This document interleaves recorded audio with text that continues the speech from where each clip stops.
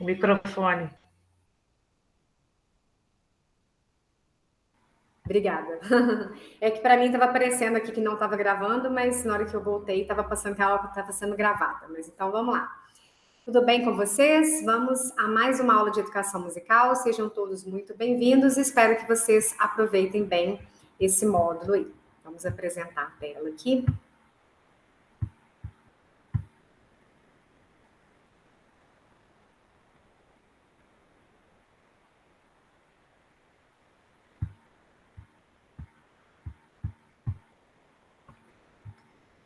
Bom, pessoal, é um prazer estar mais uma vez na disciplina de educação musical. Vocês vão ver que essa também é bem tranquila, né? Ela vai falar muito da parte, né, que vocês tanto desejam, né, que é a importância de todo o estudo de vocês até a formação final, né? Ou seja, a educação musical como formação de musicalizadores é o título dessa educação musical, né? O que a gente pode fazer, o que a gente pode ter de ideias, vocês também podem dar sugestões, tá? Para as aulas ao vivo, que a gente pode melhorar a formação dos musicalizadores na escola que a gente atua, ou na escola que a gente pretende atuar, no projeto que a gente quer fazer na nossa cidade. Tem gente que às vezes quer montar uma escola de música, né? Outros já trabalham com isso, outros em conservatórios. O que a gente pode fazer para que essa formação ela faça uma certa diferença no local onde a gente trabalha? Esse é o assunto-chave que nós vamos discutir. E claro, como tem uma ementa, algumas coisas teóricas a gente acaba tendo que abordar aqui, não tem como, mas como sempre nós vamos ter atividades práticas, tá? A prova de 40 pontos, ela será realizada no Avalia, como as demais, porém, a de 18 pontos vai ser um projeto que vocês vão ter, inclusive, a oportunidade de até mesmo fazer em grupo, caso vocês desejem, e depois eu vou falar mais com calma sobre isso, tá? A ementa dessa disciplina é uma análise e crítica de materiais didáticos para o ensino de música, concepções, princípios organizacionais, classificação de materiais didáticos, articulação entre teoria e prática educativa na produção desses materiais. Aí, né, com relação à ementa, né, depois vocês olham lá com mais calma no guia se tiver interesse, e por conta dessa questão da ementa, a gente acaba ficando preso em alguns conceitos teóricos que a gente trabalha, mas eu faço o possível para que seja o mínimo mesmo e que a gente consiga ter mais atividades práticas, tanto nas aulas ao vivo, quanto também na realização das atividades. O ciclo 1, ele já entrou no ar, 24, é um estudo mais reflexivo. O ciclo 2, ele vai do dia 9 ao dia 21 de maio. O ciclo 3, do dia 23 a 3 do 6. O ciclo 4, de 4 do 6 a 20 do 6. A prova de 40 pontos vai ser no dia 17 a 24 de junho, e o ciclo 5 de 21 a 2 do 7. Então, como o ciclo 5 ele vai ser uma coisa também, embora seja escrita, mas não seja uma atividade no Forms, vai ser um projeto que vocês vão entregar escrito, e ele tem os itens, eu vou passar com bastante antecedência o modelo, e também vou fazer o passo a passo na aula ao vivo, para que vocês possam se organizar com uma certa antecedência. E a prova final, que espero que ninguém fique nessa turma, seria dia 5 do 8. Pontua-se que os programas de formação de professores ainda estão muito presos em tecnologias educacionais que ensinam as técnicas de musicalização. Indica método, material didático para esse tipo de ensino, mas exige também como avaliação de desempenho apenas a repetição das técnicas e informações teóricas. O que acontece? Na maioria das vezes, no curso de graduação, às vezes numa especialização, a gente fala muito de educadores, né? Lógico, tem que estudar sobre os principais, a gente tem que falar sobre isso, porque isso, inclusive, é matéria, às vezes, de um concurso, de uma prova, não tem como fugir, principalmente quem faz licenciatura, dessa parte de educação musical. Mas, porém, às vezes, alguns institutos e alguns cursos que a gente faz, ele fica falando tanto daquele educador específico, mas não mostra como que eu poderia trabalhar isso nos dias de hoje, ou o que eu poderia adequar, né, para a realidade da sala de aula, que a gente sabe que é muito diferente. A gente estudar uma questão didática é uma coisa e aplicar é outra. né? Então, quais são as dificuldades que a gente enfrenta, né? Será que às vezes são turmas muito numerosas? Será que a maior dificuldade seja não ter uma sala de música específica para o nosso trabalho? Será que a maior dificuldade seja talvez o estágio ser feito de uma forma muito corrida? Ou às vezes a pessoa não cumpre exatamente, né, aquela questão da sala de aula que é muito importante, inclusive foi revisada essa carga horária do estágio por conta disso, muitos profissionais estavam se formando e não estavam tendo muita prática com os alunos no dia a dia. Então, o que a gente pode fazer? Será que as avaliações teóricas, né, têm sido muito exigidas? Ou será que não? Eu acredito que a tendência do mercado atual é cada vez mais uma pessoa de uma formação mais eclética e que saiba usar da criatividade e estar sempre no sentido de atualização. Por quê? Porque nesse meio que a gente vive hoje, principalmente da tecnologia, tudo muda muito rápido. Às vezes a gente está falando de uma coisa aqui, ou de um link específico, de um site, que amanhã ele pode já não estar no ar. Ele pode ser retirado. Então, tudo está caminhando tão rápido que isso dificulta e, ao mesmo tempo, ajuda a formação dos profissionais em todas as áreas. E a nossa não seria diferente, né? Que ponto que é mais difícil? Quais são as maiores dificuldades dos formadores? Será que é enfrentar uma sala de aula mesmo depois do estágio? Será que a maior dificuldade seria, talvez, se identificar qual é a faixa etária que eu vou gostar mais de atuar? Entende-se que o conhecimento pedagógico musical, ele está presente em diferentes espaços, mas um profissional habilitado, bem preparado, ele pode sim desenvolver um trabalho com qualidade suficiente para que o sujeito do processo consiga atribuir significados ao universo que envolve. É claro que por mais que a gente fale aqui, por mais que mostre material, que fale de um livro ou um material que está na mídia, que está super interessante para trabalhar na sala de aula, na realidade, enfrentar uma turma de 20 alunos, de 25 alunos, de 30, é muito mais difícil, né? Mas o que eu tenho feito pensando nisso, né? Caso eu não tenha nenhum interesse, eu faça bacharelado, eu não tenho interesse nenhum dessa parte de educação, né? O que eu posso olhar de positivo nessa formação que pode me auxiliar em algum tipo de projeto? É quase que raro, gente, um músico, né, ou um profissional dessa área hoje, ele viver só de eventos, só de casamento, ou alguma coisa nesse sentido, né? Então, a maioria das pessoas, nem que seja uma aula particular, ele precisa ter aí algum tipo de contato, né, com o outro, nem que seja uma aula individual particular ou uma aula pelo próprio Skype, tá? A gente fala muito da dificuldade com relação às escolas, principalmente as escolas regulares, é por causa da quantidade de aluno. A pessoa fica muito perdida, às vezes, não enfrentar a sala de aula. Ela fala, nossa, o que eu vou fazer? Eu tenho tanto de material ao meu dispor, mas eu não sei como começar, eu não sei o que fazer, como trabalhar aquilo, tá? Então, é isso que eu queria que vocês falassem. Alguém quer comentar alguma coisa com relação já está atuando ou depois do estágio, né, deu uma ponta aí de interesse de atuar nesse mercado e quer compartilhar conosco? Alguém quer falar alguma coisa? Pode falar só em áudio, não precisa mostrar o rosto se não quiser, não. Exatamente, Ana Carolina. Até para dar aula de história da música, para dar aula de história da arte, né? Que o curso técnico, ele é no caso do conservatório, ele é um curso mais específico e mais denso na grade, precisa sim da formação.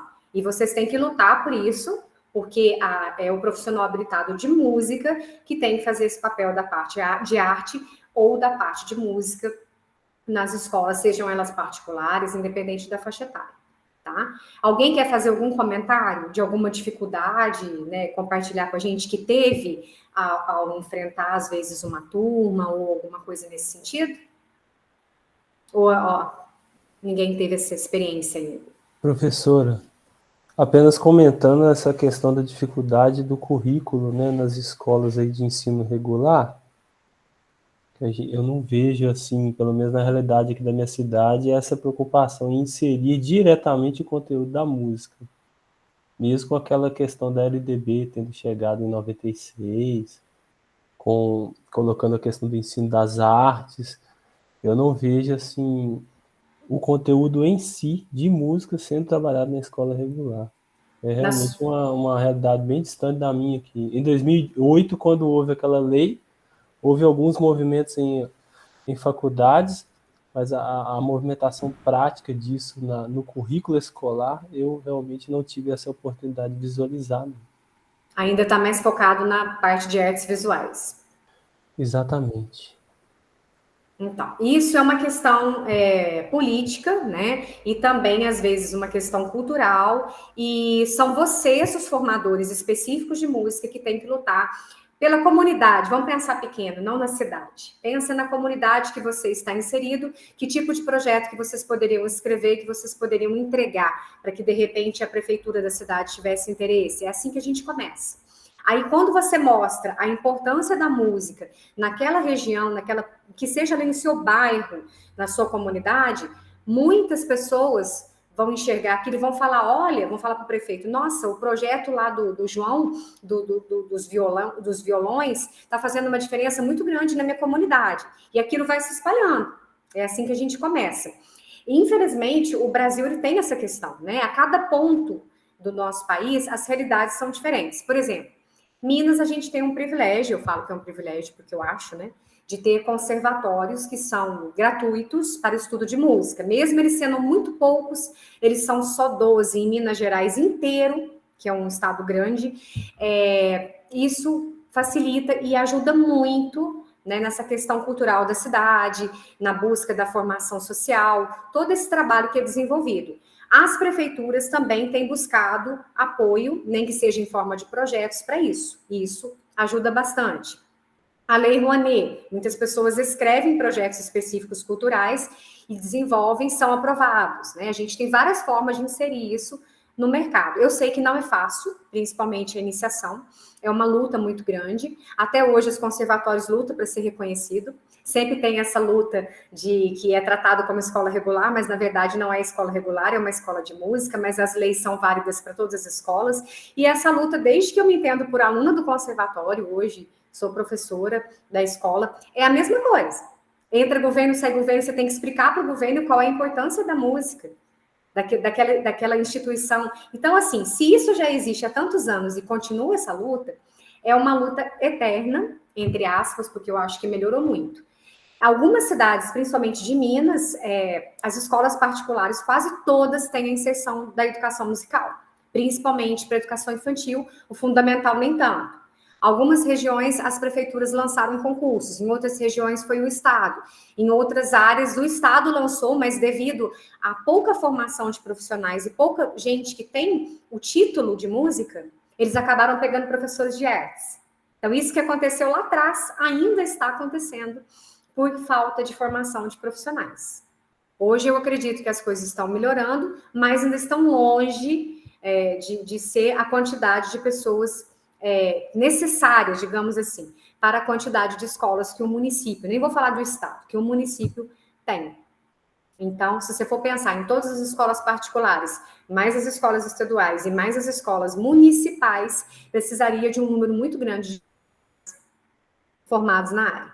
Mas continua aí a bandeira, tá, João? Que vocês façam projetos. Tem lugares que tem projetos bem específicos que vocês podem pegar o modelo, e em outras vezes vocês podem pegar um mais simples, que a gente vai ver na nossa atividade de 18 pontos, alguns modelos simples, e vocês podem, desse simples, levar até a Secretaria de Educação da sociedade, até a parte, né, da prefeitura, ou para uma pedagoga de uma escola específica, porque com a inclusão também, né, essa questão da inclusão nas escolas, a cada vez mais eu tenho percebido a importância da música, a importância da psicóloga, do fonoaudiólogo, os trabalhos estão sendo realizados de forma conjunta, tá?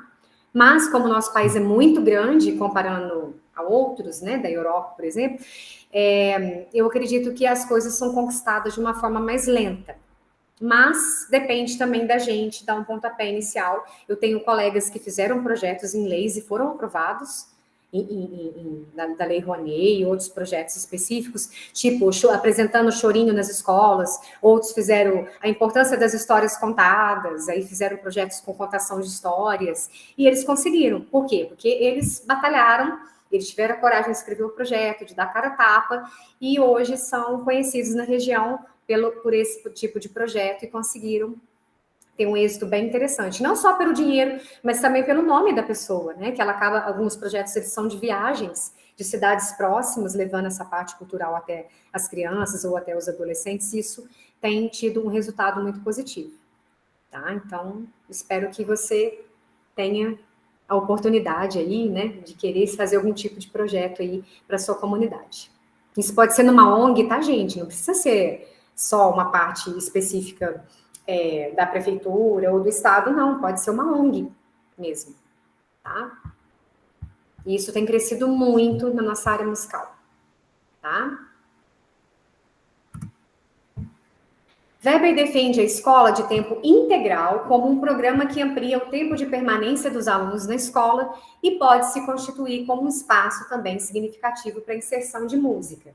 E aí tem dois caminhos. O período integral ele pode nos ajudar muito, porque os alunos terão que ter outras aulas, né, além das aulas no contraturno, que poderia ser educação física, poderia ser artes, aula de música separado de artes, que atualmente às vezes é junto, mas pode ser separado. Então, pelo fato deles precisarem ficar mais tempo nas escolas, isso pode favorecer os projetos e também a inserção de nós formadores musicais nas escolas. Em contrapartida, talvez no caso, por exemplo, de conservatórios, isso seja um ponto, não digo negativo, mas um ponto preocupante, porque se os alunos ficarão em tempo integral na escola, eles terão menos tempos para ir até as escolas de música. Então, assim, a gente tem que ir analisando, né? Mas pensando sempre positivamente o que a gente poderia fazer para defender a nossa área, com o diploma que vocês têm, e vocês são formadores dessa área, vocês estão à frente na classificação de uma pessoa que tem apenas arte, no caso da distribuição de um cargo de música, tá? E é claro que a legislação, essa questão de lei de cada cidade, de cada município, isso vai variar um pouquinho com relação a isso, mas é importante colocar que o período integral está aí, né, a todo vapor, ele pode também contribuir muito para o nosso tipo de trabalho e mostrar a importância da música para esses alunos, principalmente as crianças e os adolescentes, né, que são período integral. A gente pensa, que tipo de ações podem ser realizadas, né? Pode ser realizado na escola, na sociedade, né? Tem ações políticas, essa não depende muito da gente, mas a gente pode batalhar para que seja melhorado. As ações acadêmicas e as ações práticas. Então, na política, a gente tem a parte de elaboração de documento, criação de lei, resolução, portaria. Então, não parte muito da gente, não somos nós que fazemos essa parte e a gente acaba obedecendo todo um edital. Mas tem as ações acadêmicas, né, que são a estimulação de reflexões, como a gente faz aqui, a gente tenta fazer nas atividades interdisciplinares, os debates, né, para contribuir com a área de música e o ensino, uma capacitação de profissionais, que você pode fazer um curso e levar isso até os colegas da sua escola de música, né? Se eu estou montando uma escola, que tipo de escola eu quero? Que tipo de perfil eu quero para a minha escola? Que profissionais eu quero que trabalhem comigo? Né? Não é só olhar aquele que tem o diploma, mas olhar que tipo de caminho, de ação eu vou trabalhar aqui com os alunos. O que eu quero da minha escola? Essas são as ações acadêmicas. E tem também as ações práticas, que são os investimentos em ações para a formação de professores de música, às vezes a própria região, né, investe em cursos de capacitação, e muitas vezes eu busco por questão pessoal, né, e hoje com a questão do online, está tão fácil fazer cursos online, assistir uma palestra, mas palestra não é igual presencial, quem falou que não? De repente a pessoa vai, né, puxa aí um assunto, cita um link, um material interessante que a gente não conhece. Então, esses cursos de formação continuada, eles são muito importantes, mas eles nada condizem se eu não compartilhar e se a gente não discutir com outras pessoas. E também não comparar. Se eu estou iniciando como professor de música, eu não tenho muita experiência, estou começando, observa o outro colega que tem mais tempo, pergunta para ele, que ele teve um grande chão aí, às vezes, mais de 10 anos aí, pergunta para ele que material deu certo, o que deu errado para que a gente não cometa os mesmos erros, o que ele conseguiu fazer que em menos tempo ele atingiu o conhecimento dos alunos, ou ele conseguiu motivar esses alunos. Então, é mais ou menos isso que a gente tem que pensar como ações práticas. Vocês mesmos, né? Caso vocês queiram discutir aí, entra no Meet, gera um link. Nossa, minha escola tem feito isso. Ah, mas a minha está trabalhando com o método tal. Ah, tá dando certo, tá dando certo. Ô, Carol, o que vocês estão fazendo aí na flauta, que os alunos estão tão interessados? Aqui na nossa cidade, a gente está tendo uma dificuldade de matrícula. O que vocês têm feito de ação que tem dado certo? Né? Que a comunidade tem se envolvido mais com as aulas de flauta. Então, é mais ou menos por aí. A gente tem desafios? Sim. Isso, mas é o tempo todo. Não é só quando a gente acaba de formar, é a carreira toda, é a vida toda. O desafio está ali para a gente ficar lá, assim, agora, o que eu vou fazer? A adoção de uma nova postura de educador musical, autocrítico, reflexivo, que busca constantemente a qualificação, capaz de reinventar, reconsiderar práticas. Ah, eu trabalho há muito tempo com esse material aqui, mas eu percebi que agora não está dando mais efeito. Eu tenho que ter a capacidade, a humildade de pensar assim, esse aqui não vai dar, não. Eu tenho que mudar. O que eu vou fazer agora? Né? A gente se perguntar, às vezes, o que eu posso fazer de diferente. Ampliação da visão em relação aos mundos sociais, aos mundos musicais. A gente sabe que hoje as escolas, elas estão muito no sentido também... Antigamente era mais no sentido assim, forma tecnicamente a pessoa, ele está um músico preparado e vai para o mercado. Hoje não. Hoje a gente tem o aluno que vai porque ele foi indicado pelo psicólogo, o aluno que foi indicado pelo fonoaudiólogo, aquele que está, né, com certos problemas sociais e vai procurar a escola de música, vai procurar uma área de musicoterapia, porque ele precisa desenvolver melhor uma determinada situação. Então, a ampliação da visão de professor em relação a esses mundos musicais, ela está sendo modificada a cada dia.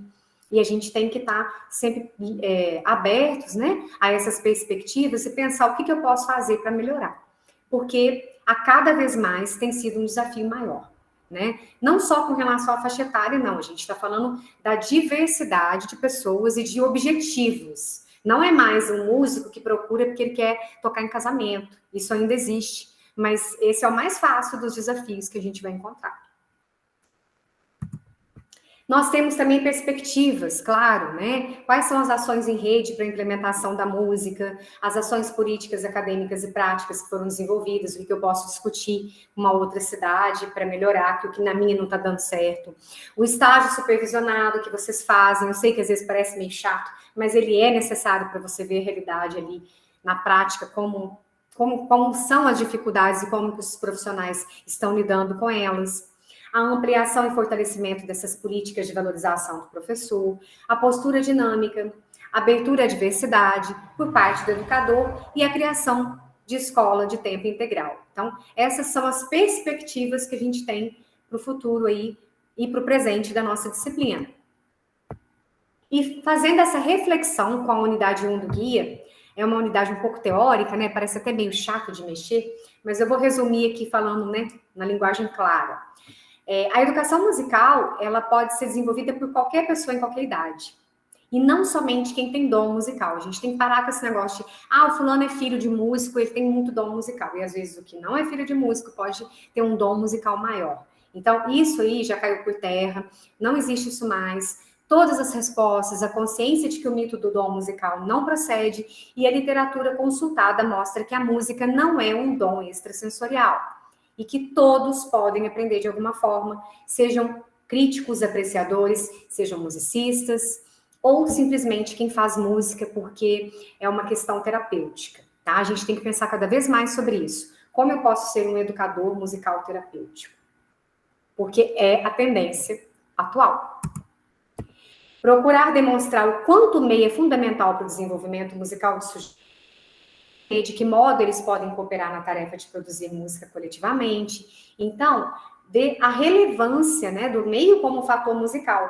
Então, o meio que o meu aluno está inserido, o meio com a criação dele, com o que os pais escutam, com o que ele escuta no caminho da escola, tudo isso vai fazer dele um aluno crítico diferente do aluno que eu tive talvez há 10 anos atrás, há 5 anos atrás. Né? E as coisas vão mudando. E a cada vez mais, por essa questão da correria, da tecnologia, desse mundo corrido, a gente percebe que os alunos estão com uma dificuldade de concentração muito grande, principalmente os adolescentes. Eles não querem fazer nada que não seja mexer no celular. E eles têm uma dificuldade muito grande de desgrudar do celular por alguns minutos, até para tocar, ou até para prestar atenção numa explicação, né? Tudo isso a gente tem que pensar nessa reflexão. esse meio que nós estamos inseridos. Tudo isso vai fazer a formação do sujeito. Os PCNs também sugerem trabalhar com os 3 parâmetros principais da música, que é improvisação, composição e interpretação. Isso seja na aula de musicalização, seja na aula de canto, canto coral, canto individual, seja no instrumento. A gente pode trabalhar, né, com flauta, com percussão, com vozes e observar a tessitura, questão de mudança vocal, observar, né, o que o PCN está pedindo. E nisso a gente pode montar um projeto ou fazer um plano de aula para quem já atua, né, de uma forma um pouco mais consciente, tá? A gente pensar nessas questões que estão sendo modificadas aí. É preciso que a universidade assuma propostas formadoras com projetos próprios para suas licenciaturas. Então, de modo especial, faça necessário reconhecer as particularidades próprias da área, né? Principalmente da formação nos cursos de licenciatura em música. E é necessário que reconheça que o trabalho do educador musical decorre de uma formação profissional específica. Tem que investir mais nesse processo. As propostas de formação mobilizam oportunidades para o desenvolvimento cultural, ampliam os conhecimentos específicos, investir nos projetos integrados entre as instituições formadoras, isso também pode, né, fazer com que o curso fique mais interessante. Uma forma de concretização é a via investigação-ação educacional em pesquisas compartilhadas. Repertoriar os saberes da prática profissional do educador musical, construindo saberes específicos para a área. Então, compartilhem, busquem, leiam, ouçam, né? Às vezes o que não dá certo para mim pode dar certo para outra pessoa e vice-versa. Diante do exposto, não podemos falar de uma concepção única para a formação do professor de educação musical. A gente tem que pensar na flexibilização, né? A partir do diagnóstico e da formação do perfil profissional desejado por uma determinada unidade formadora. Às vezes, para uma escola, a diretora quer um profissional que seja mais voltado para as ações das datas comemorativas, em função de uma apostila também musical que vai ser trabalhado naquela escola. Às vezes, para uma outra diretora, o importante é que a música possa fazer com que alguns alunos, principalmente aqueles da educação especial, eles consigam superar algumas questões diagnósticas. Então, assim, o perfil do profissional está sendo modificado cada vez mais. E isso tende só a crescer, né? Então, essa é a reflexão inicial da unidade 1 que eu queria que vocês guardassem diante de tanta teoria que está escrito lá no guia. Resumidamente, é isso aqui que a gente falou agora. Alguém quer fazer alguma colocação?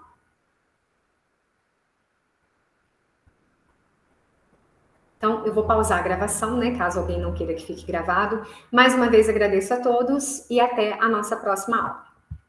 Vou pausar aqui.